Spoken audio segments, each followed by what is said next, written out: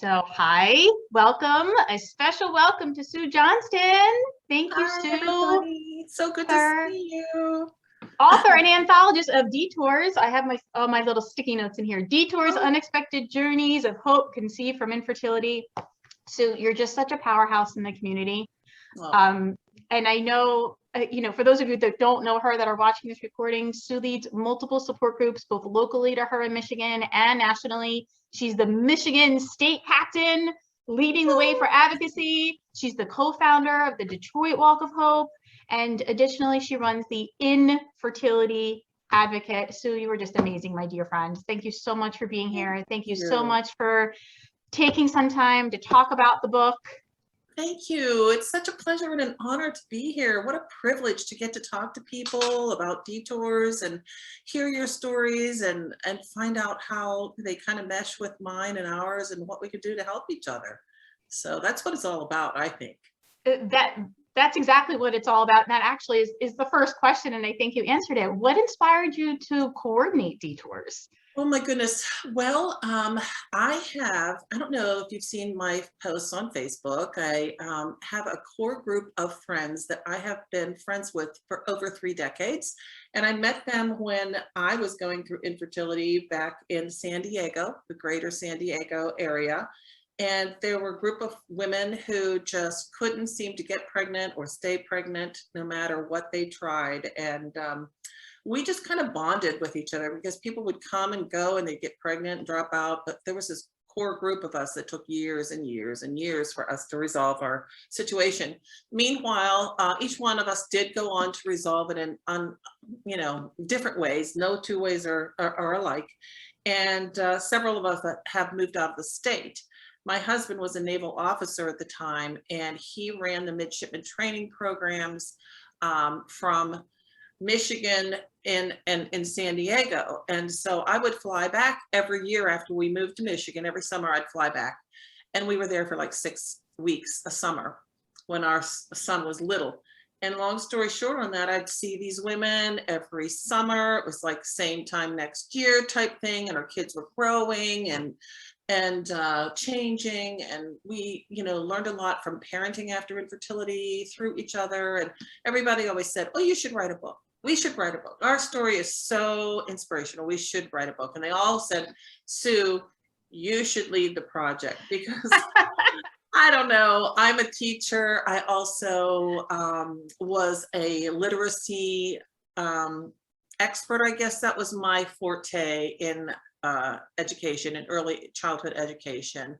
I led the county write-a-thons and helped people teach kids how to write and whatnot. And I don't know how they thought that would translate to getting 10 women to write a book together, but well, I guess there is a little correlation there on the humorous side of things. But so that's how it kind of started. And it took 6 years to write this book. Yeah, I knew it took a really long time for you to compile it. I love that they kind of voluntold you. Hey, Sue, yeah, we should write a book, and Sue, you should spearhead it. Yeah. How did you? So I know you have this core group, and in fact, I know you were just recently you were back with your core group just recently for a wedding, I believe, right? Which is yes, so amazing. One of the core 10 of us got remarried. And so we all came back for her wedding, and it was just such a, I don't know, blast from the past, and just really great to be together again. Yeah, it had to be, right? That it was a really empowering photo. So how did you go about getting the group members involved? It sounds like maybe it was just all of your ideas and everybody was excited. Did anybody kind of push back or not want to share? Right. No, it wasn't really a pushback that they didn't want to do it, but I'll say that 10 different women with 10 different women's ideas, it can be like herding cats. It's not the easiest thing to do, and some people have more confidence when it comes to writing and other people don't. And so I had to help people kind of find their voice, and these stories are their stories, but I had to ghostwrite some for them and get approval and just work through the emotional side of looking back on that was quite painful for a lot of people. And actually, I think there's like 3, maybe even 4 that use pseudonyms. So that's not even their real names out there as part of the, contributors, because, let's face it, some of the situations and some of how we build our families can be very delicate. I think you just hit on something so important, and it's something that I think is misunderstood. The feelings don't ever go away. They shift. And so they can be very triggering when you retell your story. And also, I think not many people tell their whole story start to finish. You know your story, but when have you ever actually sat down and tried to write out your entire story? And Right. so to do that, a lot of those feelings, they come rushing right back to you, right? Right. And the other thing, I think, just from an editor's point of view, it's kind of delicate to also whittle down stories so that they can be readable for others, and yet the number of words per chapter kind of balancing throughout. And a part of the story may feel very important to you, but it may not resonate to somebody else, and those things were delicate to work around too. So yeah. Yeah, I can imagine. Yeah. In the preface, you write, "None of us wanted to become a member of this club. Right. All hoped our affiliation would be short-lived. We would soon become pregnant and drop out, or so we hoped." Right. Mm-hmm. Can you speak to that? Well, I think that anytime that you are looking adversity in the face and you're thinking, oh, well, this isn't me, it's not going to be me. And every single one of us seemed to have heard of Resolve and whatnot, but just didn't want to walk into a meeting. Of course, this was before pandemic and all of that, and everything was in person. And just the Resolve meetings were held initially in a hospital conference room, and just darkening the doors of a hospital when you're going through all of this physical and emotional stuff is just it can freak you out. So the phone feels really big, the conference room feels really big, and you just feel like you're just out of I don't want to be here, and this isn't happening to me. But I think that once everybody, darkened those doors and, walked in and met other people that were in a very similar situation, may not be identical, but, similar situation, then they were like, wow, why didn't I do this earlier? I should have done this earlier. This has been so helpful for me. And to feel like you're not alone, and to feel like, other people are out there that are very resourceful and very intelligent, able to help you navigate your journey and take a little pain away. It's all a good thing, but it doesn't feel good at the beginning. I hear that so often too. Oh my goodness, I wish I would have joined sooner. I wish I would have done this earlier. There's something really empowering about bringing everybody together and Right. being able to sit in empathy with one another through the stories, even though Right. the stories are different, and that's okay. That's okay. Right. For your chapter, your chapter was chapter 1, Never Tell a Navy Wife to Abandon Ship. I love that. What did you learn about yourself as you wrote about your truth? Did anything come up for you? Well, I think I learned that, I think if I would have had a crystal ball and known that this was going to take me 10 years to resolve my fertility situation, and, I was going to come out the other side okay, I think it would have been easier to deal with, but it's the uncertainty that you just have to continue to, pull yourself up by your bootstraps, dig a little deeper than you thought you ever could. And you feel like, I don't know, if I would have known at the outset it was going to take me 10 years, I probably wouldn't have done it. But I think what I learned is that you just put one foot in front of the other, and I'm more resilient and I'm stronger than I thought I was, is what I'm trying to say.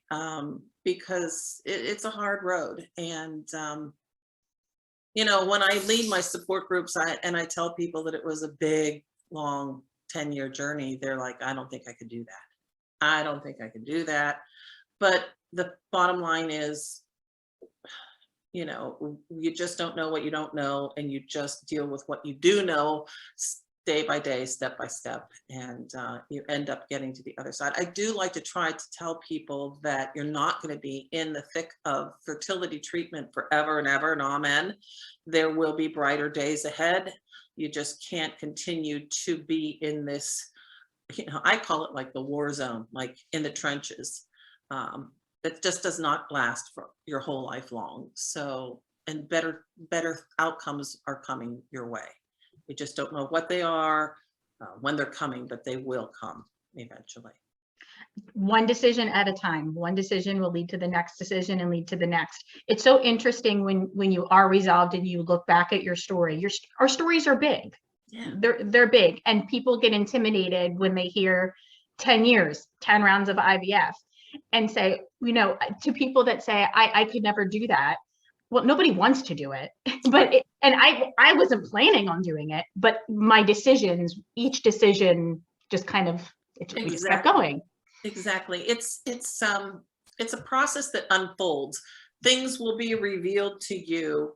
Options will be revealed to you. When you don't think you have any options, then a doctor may come up with this or that. And you know, it has to unfold over time. You can't be very linear and think, I'm going to do this, and this, and then I'm going to get to my goal. And that's why we chose the title Detours. Because there were many roadblocks and setbacks and U-turns and detours on our journey that we just didn't even imagine that we're going to, you know, come up. So, but then the unexpected, I love that part, unexpected journeys of hope conceived from infertility. It's like every word in that subtitle I just love, because we didn't think, you know, what good things could come out of it. The friendships that we've had, the strength that we've gotten, the perspective that we've gained, the way we've helped each other in other aspects of life, not just fertility, but through sicknesses and failed marriages and, you know, death of family members and all of that. I mean, it's just there's something about adversity that just bonds you together, that when you have a shared adversity, it's just, you're so strong in your bond with one another. And I'd like to know what psychologists say about that. I'm not a psychologist, but I just, you know, there's something that really connects you to someone else on a primal level when you're dealing with something like this. I couldn't agree more. I couldn't agree more. Right. On page 19, Sue, you say, we had considered life without children, but we didn't want to look back and wish we had tried harder. A life without regrets propelled us to continue the fight for our own biological baby. Yes. And it speaks to the one decision at a time. So many can connect to this. What are your thoughts on that? Well, you know, I feel like that is what helps us push the goal line a little bit further than you think that you're going to be able to do that. Because to me, I wanted a family more than I wanted a family more than I wanted a lifestyle of like more money or more of whatever else I could be doing with that fertility, or more experiences or whatever. I just wanted a family, and I didn't want to look back on it and think, well, if only I would have tried blank, fill in the blank, would I be in a different situation? And I'm an elementary school teacher, and you know, I just love kids, and I wanted to love a child of my own. And ever since I was a little girl, I just dreamt about being a mom. I was the youngest of 4 children. My mother used to always tell me, when you grow, I used to beg her for a baby brother or sister, and she'd say, when you grow up, you can have as many kids as you want. And I thought, you know, when it came time to have my children, That just wasn't the case. My mother's voice resonated in my head. You can have as many kids as you want, and the choice isn't always there for us. But my mother also was one to tell me that, when, you have, out of control situation that you don't know how to handle, then, to be, fight for what you want and be resilient and that kind of thing. So I think it was a combination of hearing my mother's voice and knowing how much family meant to me, um, that I didn't want to look back and think, and I'm glad I did. I mean, am I glad I had the circumstances that took so long? No, I would rather not have had that. It would have been so much better if it was easier. But my son is worth fighting for. And I'm so glad that I just saw him this weekend. He's 27 years old now. And I don't know what my life would have been like without him, but I sure as heck am glad that I fought for him. I often say in a lot of groups, one day this will all make sense. And it does. Yeah. Like you can look at your son and say, okay, I don't really appreciate the way I needed to get here, but I get it now. It needed to be him. It needed to be this way. Yeah. And I think about all the other options that if they had worked, I wouldn't have the child I do have. Exactly. And that's kind of mind-boggling. It just makes my mind go, I mean, because he's the one that I love. And, I'm sure I would have loved others too, but he's just so incredible. And I'm just so grateful that he's the one that came to me. And I'm one of the lucky ones. I'm one of the lucky ones. And I know that. And I never take that for granted. I think that is such a tribute to who you are, Sue, as a person. Oh. And, like me, you've taken your pain and turned it into purpose where it's just now about supporting others. And like I said, you're just such a powerhouse for the community. I'm just so honored to be your friend, to know you. Thank you. No, thank you. One of the parts that I love that you included were the helpful hints at the end. I thought it was just so great because it was like we hear the stories and it's you resonate with the stories and the feelings, but the helpful hints at the end, like the little tidbits of advice. Yours was allow yourself the time to grieve. Yes. Then pick yourself up and do whatever it takes to move forward. Right. Be kind to yourself. Because it is such a devastating loss when, a treatment or, the IUI or the IVF or whatever it is you're doing, your adoption or whatever it is, if it fails, it's such a loss. I actually took a grief class after, our son was like 6 years old, and there was a school psychologist in the building that was, asking people if they wanted to take as a pilot free for her to learn, have her use us as subjects to help us help her become a better teacher about a grief class. And I was like, I don't need that. And she said, Sue, yes, you really, really do need this grief class. And because, our son was like asking for a baby brother and sister. And so I only have one, and I wanted him to be a big brother and all of that. And I learned a lot about myself through that too. And I think that it's still, like you said earlier, infertility can still rear its ugly head even now that he's 27. And or I'm sure 37, or those feelings just will never go away completely. So I think you don't know when you're going to have a little trigger or a little wobble. I call them wobbles because I find myself wobbling as I get older, and thinking about I'm only 63, so but I feel like I'm in the last third of my life. And as you face, your own mortality and what's this going to be like for your son, you think you might find yourself wobbling again. How's this going to feel for him since he doesn't have a sibling to rely on? How's it going to feel for him to be the only caregiver of one of the both of us, and that kind of thing? So this is, you know, infertility is something that I think impacts your life, your whole life long, no matter what your resolution is, you know, and you learn how to live with it and you learn how to grow with it and learn how to accept it. But it, you know, and it becomes a part of who you are, and you can use it for the better. You can make your life be better because of it too. And I like, that's the way I choose to look at it now, you know. I think it's so validating what you're saying, about how it just stays with you. And again, it's a common misconception that I'm going to conceive and everything's going to be fine. This is all going to go away, and it doesn't go Mhm. away. I do It think shifts. it does get better. It's not as raw, it's not as painful, but the wobbles can come and the disbelief. Like I hear, I now lead a pregnancy and parenting after infertility support group that I started in January.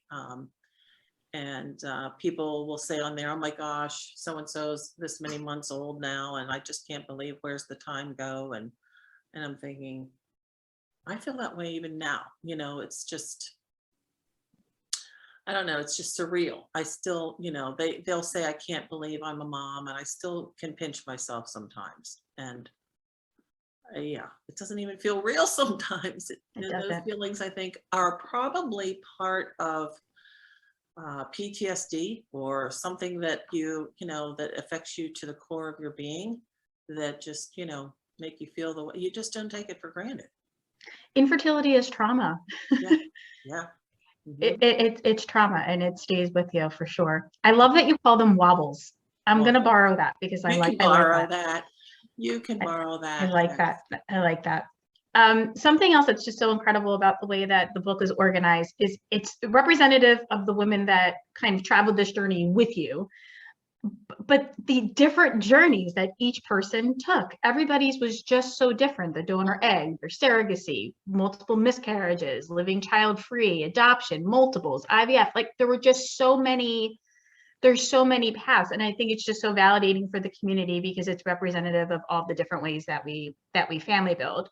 So I know you can't speak to anybody's specific story, but did anybody have any of the other contributing authors shared what she or they have learned from participating in this project? Have you had conversations about Oh this? yeah, we just talked about it over breakfast a couple weeks ago when we were sitting down, and you know, some of us have gone on to, you know, become grandparents now. And another one is just expecting they just found out that her daughter is pregnant. So yeah, I mean, I think that, you know, I don't know if any of them have, I think more of them have put their journey and all of that in a box and just kind of put it away because it was just too painful. I'm the only one of the 10 of us that still likes to reach out to others and help people on the journey. But each one of them, yeah, I mean, each one of them still feels this bond with each other and this friendship bond. I'm not sure if I'm answering your question correctly, but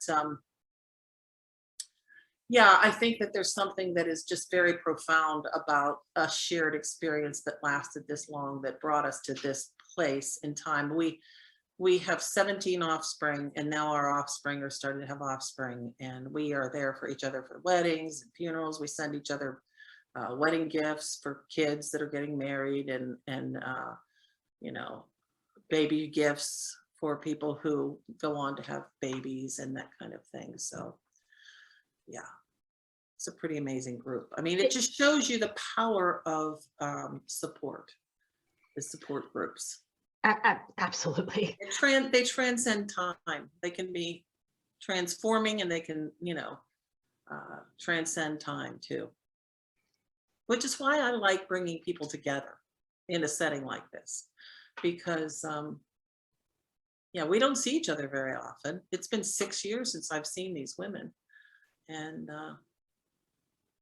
yet we still keep in touch, and not every day, not every week, but you know, we still keep in touch, and through Christmas cards and, you know, Mother's Day, we always remember each other around then, you know. So So when even we the talked, one, you know, the one I think that is most profound in our book is the chapter on parenting.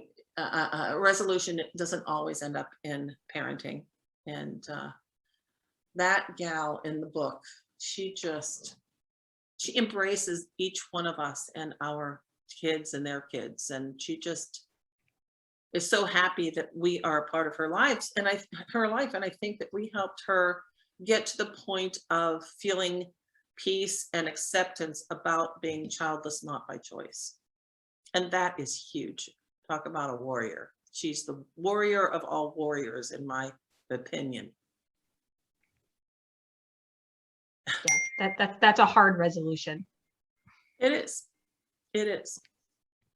I don't know if you're reading through the chat, but if you aren't, please do, because Your perspective on your outlook and journey. Oh, I'd love to hear any questions if anybody has anything. So we're writing the book. Love that each loss. Yeah, we all have words of wisdom, lessons that we learned. And, I feel like I like to call them lessons that we've learned, because I don't feel like any of us are more wise than the other person. But I think that we,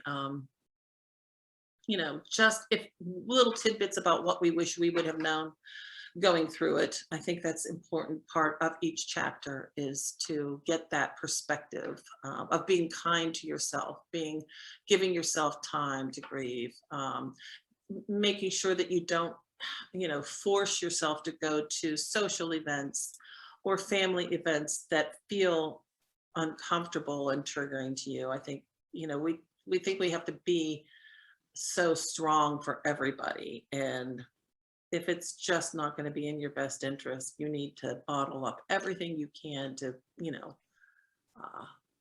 to get yourself through this, Yeah. So I think if you put all the helpful hints together, it's kind of just like a self-care guide. Right. Right. I'm going to be honest. I sometimes went to the end and read the helpful hints, and then I went back and read the stories, because I just, everybody's was very similar, and yet they were different. Mm-hmm. Everybody just had like a different idea on what the most helpful hint would be. And I thought that was just so interesting. Right. Based on their experiences. I think this book, I feel we wanted to write it for people who were not struggling themselves to build their family. We wanted to write it for the loved ones and support members, family, friends, so that they could understand what feels good and what doesn't feel good to those who are hurting and going through this struggles of infertility and family building. So we all went, made a little appendix about what to do and what not to do, what to say and what not to say.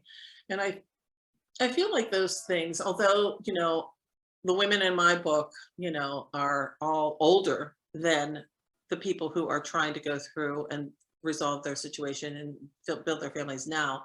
I think that the thing that sticks out from the perspective of, me being in my 60s now, is that the emotional toll of infertility transcends, generation to generation. If you want a child and you can't, it's difficult. So that hasn't changed. Technology can change, and you can now do pre-genetic testing on embryos, and you can do ERAs and find out what the best time is to put those embryos back in and whatnot. But there's no fix for your feelings unless you work together to try to help each other not feel so alone. I think that's such an interesting point on, there's no fix for your feelings. And also it had to have been amazing and maybe frustrating, I don't know, on watching the technology change. Yeah, it's funny. I think maybe this is just because I am a couple decades older, but I feel like the technology hasn't changed that much. And I actually had a very interesting conversation with the president of ASRM a couple years ago. And I asked him, I gave him a copy of my book when I was at Advocacy Day. And I asked him, I told him, what I had to do. And he said, well, the, pre-genetic testing and the, embryos, testing them and seeing, when the best time is to put them back. But other than that, he said, we can't get them to stick. We can't make them stick. So he said he felt like infertility was in its infancy. And I feel the same way. I mean, yes, there are changes, but I somehow feel that there's going to be a cure someday. And that's why I think it's so important for research to happen. The monies that we advocate for, research to try to figure out what is it going to take to make an embryo implant, and each person's body is different and how they react and whatnot. So in my opinion, Louise Brown is only what, 41 now? Yeah, she's in her 40s. Yeah.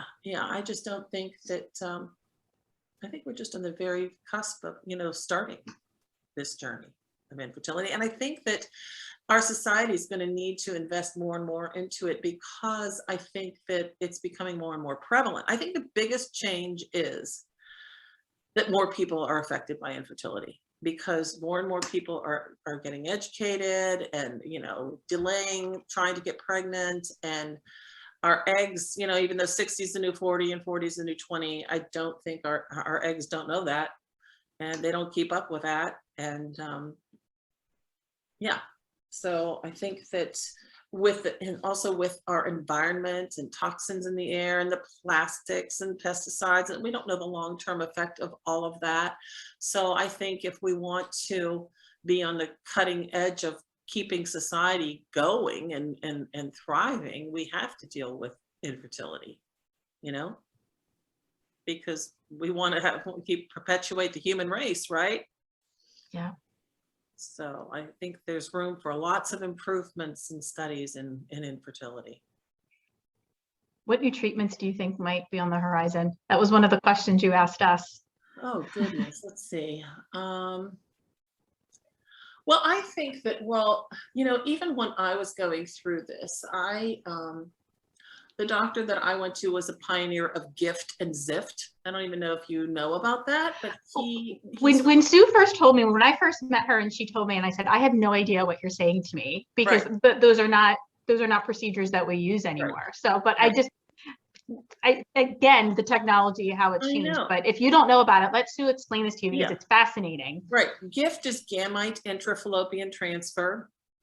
And ZIFT is zygote intrafallopian transfer. And GIFT is where they take a sperm, an air bubble, an egg, an air bubble, sperm, air bubble, egg, air bubble, and load it into a catheter that way. And then they will, inject that into the fallopian tubes, because fertilization typically occurs in the fallopian tubes. And then the embryo has 7 days to naturally drift down to the uterus and adhere to the uterine wall. And the theory behind GIFT, when I was going through it, was that it was a more natural way of creating an embryo instead of in a petri dish. And a lot of my friends got pregnant on GIFT. And ZIFT is where they take the embryo, load it into a catheter, and they make an incision and, put that into your, fallopian tubes as well. Instead of shooting it up into the uterus, they put it into the fallopian tubes again for a more natural 7-day journey down the, fallopian tubes to adhere to the uterine wall. And I really think that I will never know, but I think my son is a ZIFT baby, because I had 5 embryos transferred that time, and 3 of them were ZIFT and 2 of them were IVF.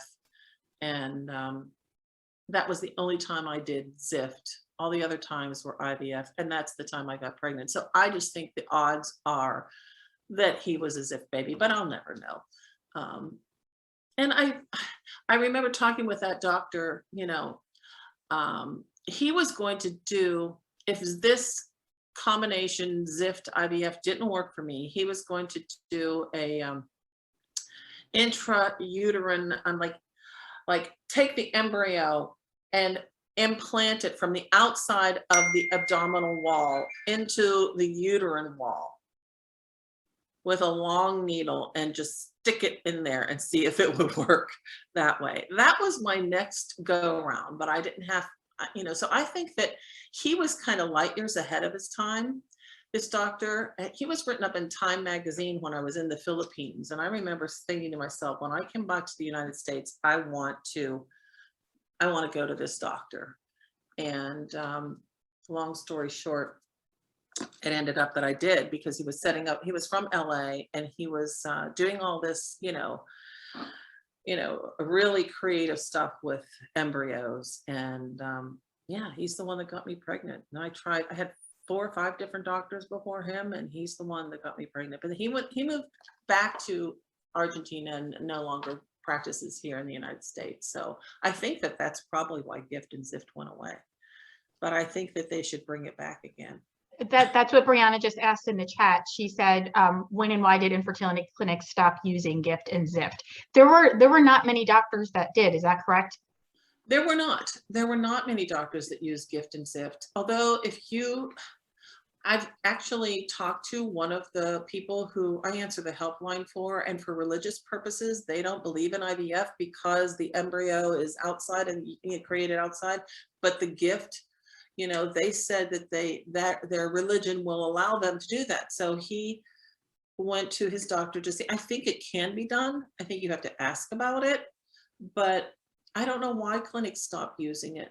I don't know. Maybe it was because this doctor pioneered it. And maybe he didn't want to, I don't know. I'm just speculating. But I think that, this idea of taking an embryo and putting it from the outside of the body into the lining of the uterus, that sounds very intriguing to me.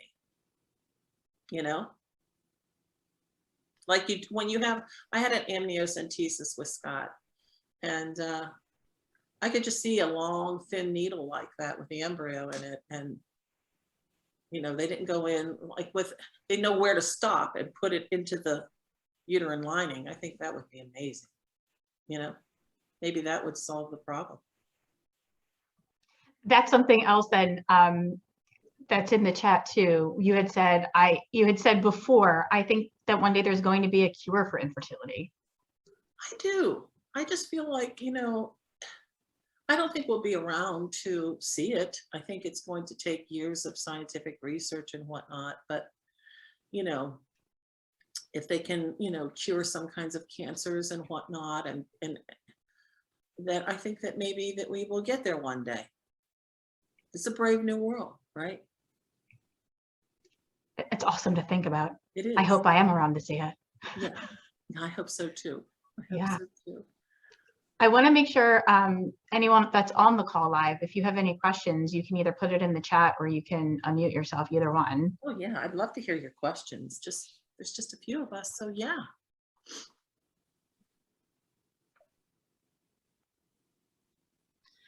And while maybe some people are typing, what are some of the big important messages that you want your readers to know, Sue? It's just like well, I think a takeaway. The biggest takeaway is to know that what I guess what was kind of my advice is to be kind to yourself.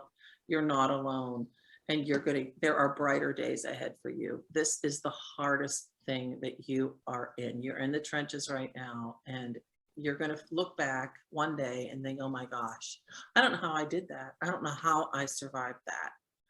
And you will be in a better place, and you will be happy. There are many happy days. I think brighter times ahead. And I look forward to knowing you through those. I want to stay friends with Brianna, and I want to stay friends with Dina, and I want to know what your I'm not going to say that they're happily ever after, because that's not true. There's life that just happens. Like, I could write another book about Detours. 3 of the women have gotten divorced. Some of them have said that infertility hasn't been as hard for them as their divorce was and whatnot. So I'm not saying adversity is over and done with, but this part of your journey of life will get better, and you will have many, many happy days ahead. So that's inspiring and so true. It's hard when you're in the middle of it though, to see that. You can't see the forest for the trees. It's hard. Sometimes, yeah. A question did come in, Sue. So many people struggling to build their families have challenges financially. Do you know, as technology has changed over the decades, have cost of the procedures changed significantly? Well, I think that there's more a la carte, Do you want to have your embryos tested? Well, there's another $5,000. Well, do you want to do the ERA? Well, let's change more of that on there. You know, it was like $15,000 a time when I was doing this, which, you know, I don't know what people are paying right now, but I think that it's probably 20, 25. So then you add all the other expenses on top of it. Yeah, I think it has definitely increased significantly in cost, but it was expensive then too. And salaries have increased with rate of inflation as well. So I think it was probably comparable. We felt like we were taking a car and driving it off a cliff every month when we were, you know, like my husband said, well, it's like buying a Hyundai and driving it off the cliff every month we tried an IVF. So it's expensive, and we had no insurance coverage.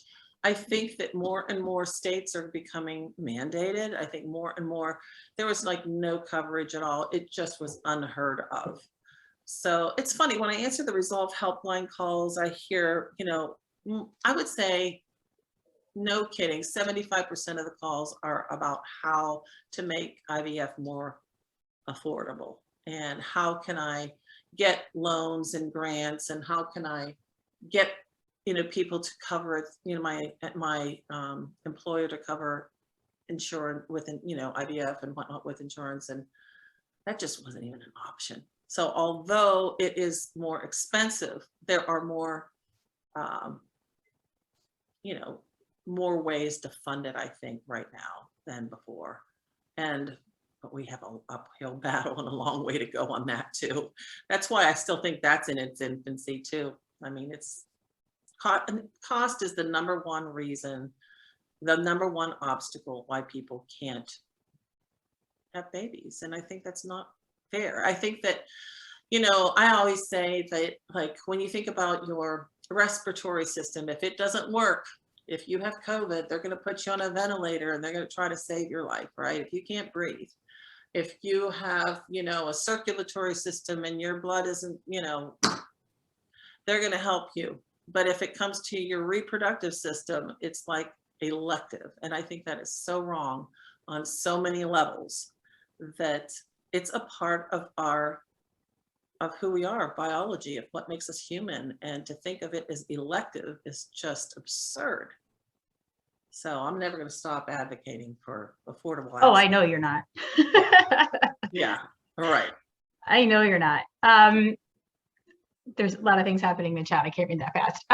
It was so amazing to hear your husband's perspective as well. Please thank him for sharing his story as well. And Dina made a really great point. I think this book should be recommended for clinics to read so they can have some insight about what we go through. I know. They don't understand. It's right. A job for them. It's a business. It's medical. And so oftentimes the mental and the emotional piece are missing. Right. And that's why we wanted to, you know, get our stories out there. And I would love it. I've given it to all the clinics here in my neck of the woods, and I've made a couple trips to, been a guest speaker at different clinics, one out in Washington, D.C. Washington State. I would love for you guys to, you know, if you have a copy, you know, leave it in your doctor's office and leave it with your RE and say, hey, you know, stop by NYC. I would love to stop by NYC. I love NYC. Who doesn't love NYC? My son was just, you know, working there, and we enjoyed walking, you know, NYC. And I have a feeling we'll be back to NYC many times. So yeah, let me know. Let's Facebook friend me, or, you know, I'm not as much as, you know, the younger generation is all TikTok and Instagram and all that stuff. But yeah. That was what I was going to ask you. How can people find you, learn more about you, connect with you? Sure. I have a website. So it's the infertilityadvocate.com. And you can, you know, read all about me there and reach out to me through there. You can join the Infertility Advocate Facebook group. And I would love to welcome you. And you have to answer a couple little questions, because I've had some people that have just stalked me on there and tried to sell me things like herbal supplements and stuff. And I'm like, I don't want to do that. I can't endorse that kind of thing. But yeah. So, and then you just, you know, my email, I'll put it in the chat. I'm so easy. You can just text me, right? Brianna, She's right? very, I'm not that hard to reach. she, So there's yeah. my text. And my I will link up your website. I posted it before, but I'll link it in our membership too, so people have you. It's also on our resources page. If you go to Kindred Beginnings and you go to resources, there are 2 links actually to you. So there's the Infertility Advocate link, and then there's the link to the Detours too. So Okay, very good. yeah. How does Scott feel about your continued involvement in the infertility community? He thinks it's awesome. He does. He thinks that, Mom, I can't believe you're still doing this after all these years. I think it inspires him. I do. I think that I think that there are times that my work puts a lot of pressure on him too, because he feels like he has to be like perfect because it took so long for us to get him. And I'm like, honey, you can screw up as much as I did, and I'll still love you. So, but no, I think he's very proud of me. Like I told him this morning, just text him this morning that I have, this little chat today in Zoom and meet the author type thing. And he's like, Mom, that is so cool. That is just so cool. I wish you the best. And he told me I have a paleo meeting today too at 11. Always has to one up you, Sue. Oh, he does. He's like, he's Dynamite, Mr. Dino Man. He just cracks me up. He's so funny. If any of your kids, to be, or nephews or nieces or anything want to know anything about dinos, you need to tap into him too. He's so funny. But yeah. And one day your daughter, she'll be doing that about cats. I can't right? with the cats. Yes, we have a Cats big, and dinos, right? we have a big obsession over here with the cats. Right, right. Well, I would like to take a moment to see how Dina and Brianna are doing on this call. Because they're chatting away in there. I'm trying to catch you up I as much as I can. I think that they are who this is all about, the people who are in the trenches. So if you have what's going on in your life, or if you want to share me anything positive things that I can send your way, or anything that you want to share about what's going on, I'd love to hear that too. Yeah, thanks so much, Sue, for being here today. And, I've read this book a couple times and just actually like really reading through it and even answering some of the questions. And I don't know, I just had a different perspective this time going through it. And it might just be, different stages that you're at, like when you're in the thick of it, and reading other stories too. Maybe there's different times where it's harder than others. Mm-hmm. So, but yeah, I really, really, really love this book. I'm so glad. I've told many people about it. So, but I definitely like Dina's statement in there about, potentially dropping a copy with like our doctor's offices or whatever, because I think that they don't have enough. I mean, you go into any doctor's office, like RE's office, and you don't see any literature around. Right. Actually, I remember like one of the clinics that I was visiting, I did pick up one brochure one time about, it was that Fruitful Fertility when she had that program going. That's how I learned about that. But I've never, any other time at any other clinic in my area, have never seen any literature out for support or friends and family or anything like that. Right. So I definitely think that they're lacking in that area. Yeah, and I do feel that there are clinics out there that do a whole lot better than any other clinics. No two clinics are exactly the same. For example, I know that RMA of Connecticut, they have Lisa Rosenthal, and she is their patient advocate coordinator, and she helps them with the emotional side of infertility. And I think that every clinic should evolve to that point, because you can't have one without the other. And I just think that that's a huge advancement, because let's face it, mind and body, it all has to work together and to just make the optimal, circumstances for the patient and for the patient care. And I think we need the doctors, we need the, reproductive endocrinologists, but they don't get it. I mean, I guess I kind of equate it like if you have a really hard job, like somebody who's like a mortician or something like that, you get used to working with cadavers. It's just business. It's like your business, right? To us, it would be like, are you kidding me? I could never do that. But, I think that the RE is just like, well, this embryo made it, this one did, and they're just more scientific and factual about it rather than seeing the whole person and how this impacts the whole person. And that's why I think, they're dealing with the business end of it, of creating these embryos and trying to get you pregnant, but they're not helping with the mind and the heart. And that's why we need more advocates for, patient advocates and coordinators of, emotional, physical, financial, spiritual help through all of this, right?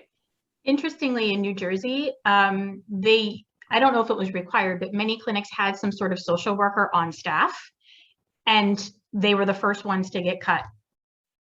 I think that is just it's just so amazing to me, because that's the missing component. That's the missing piece to the puzzle. Right. Yeah. And I guess maybe it's all has to be wrapped up in money, Always wrapped up in money. And, but I think if we get more voices out there, I mean, change can happen. And that's where, hope and building community and sharing stories and being there for one another and advocating on the federal and state level, we can make a difference, little bit by little bit over time. It's going to happen. It's going to improve. It is improving. It is improving. And it's because people they're stepping up, they're sharing, they're advocating, and that's what it's about. Right. Sue, I know some people want to share, and we're going to stop the recording for privacy purposes. Okay. So I just want to wrap this up and just say Thank you so much. Thank you so much for compiling this. Thank you so much for sharing it with us. Thank you so much for being with us today and talking to us and sharing your information. Thank you, my dear friend. Thank you so much. It just makes my heart sing to turn pain to purpose, right? Pain into purpose. Pain into purpose. One story at a time. Yes. Thank you. Thank you.